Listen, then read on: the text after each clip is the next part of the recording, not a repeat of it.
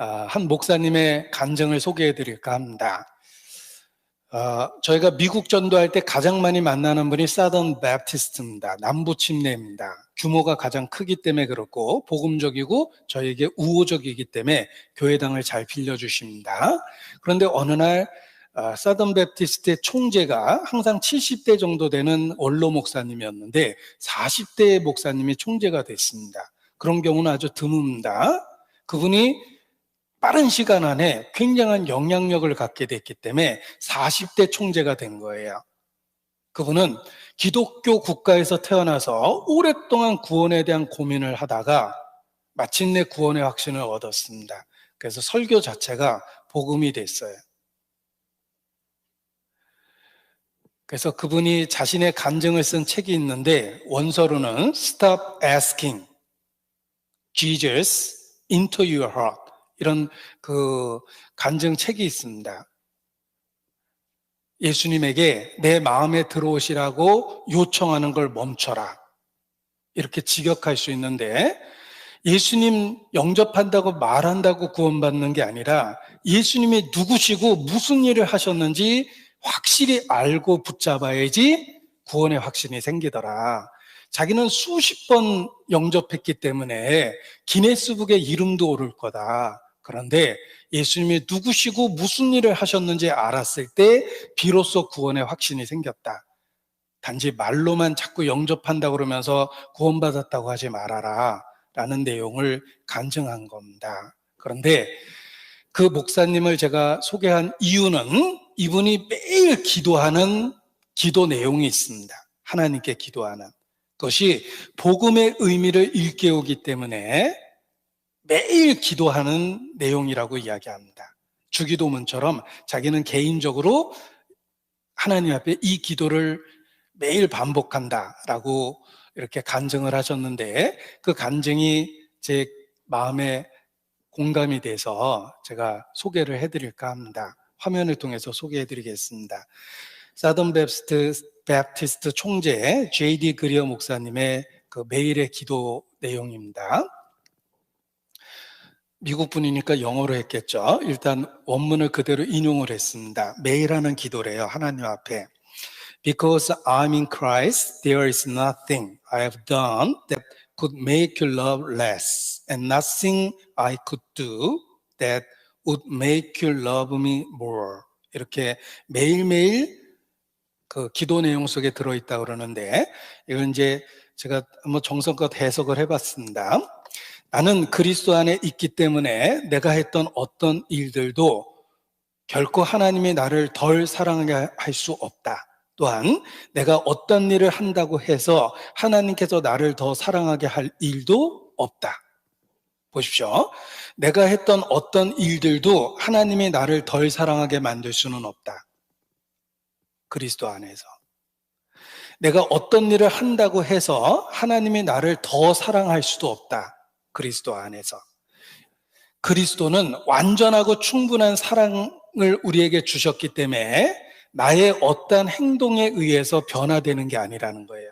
만약에 내가 했던 그 어떠한 행동에 의해서 하나님의 사랑이 흔들리고 무너질 수 있다면 누가 구원을 받을 수 있겠는가?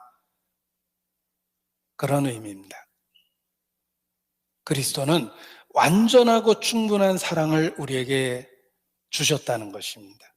따라서 내가 행했던 어떤 일도 하나님의 사랑을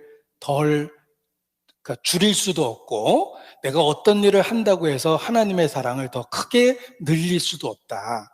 그리스도 안에 있다는 것은 완전하고 충분한 사랑을 우리에게 주셨다는 뜻이다.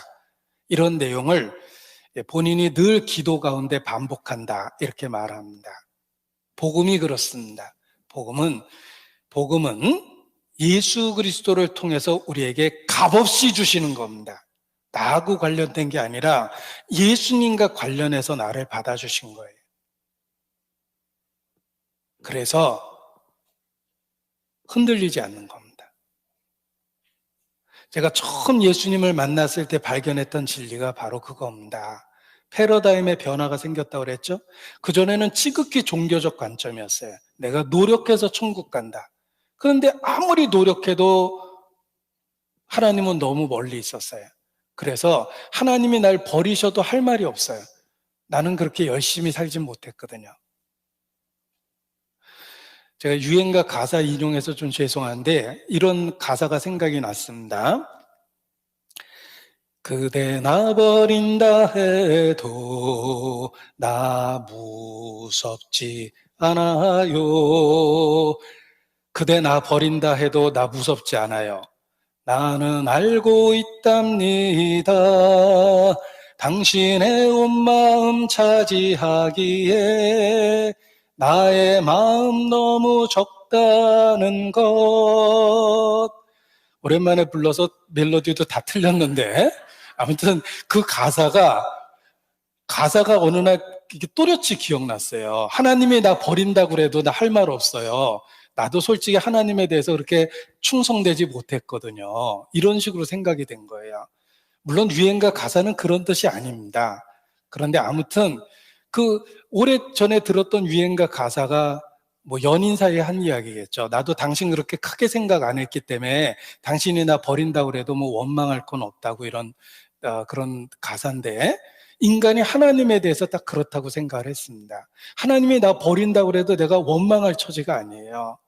나도 그럴 줄 알았어요 이러고 지옥 갈 것 같아요. 내가 생각해도 날 받아줄 처지가 아니거든요.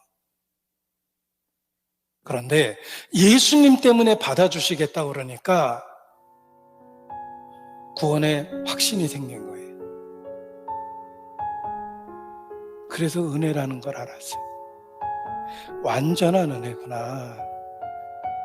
내가 어떠하다고 해서 날 받아주는 게 아니라 예수님 때문에 받아주는 거예요. 그래서 중보자, 하늘과 땅을 이어주는 유일한 중보자라는 의미를 확실히 알게 됐어요. 그리고 나에게는 그러한 중보자가 필요하다는 걸 알기 때문에 예수님을 믿을 수밖에 없었습니다. 그리고 나에게 제시한 예수님의 모습은 끔찍하게 십자가에 죽은 예수님입니다. 나를 받아주려면 십자가가 필요하다는 걸 인정했어요. 그냥 받아줄 수는 없어요. 형편없기 때문에.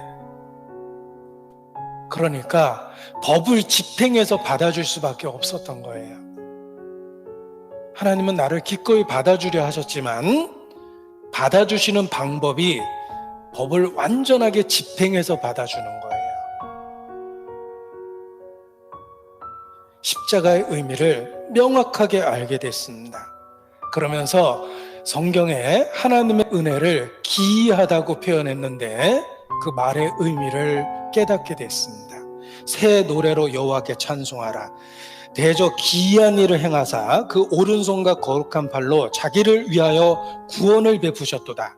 기이한 일을 행하셨습니다. 그게 바로 십자가예요. 여호와의 인자하심과 인생에게 행하신 그 기이한 일을 인하여 그를 찬송할지로다.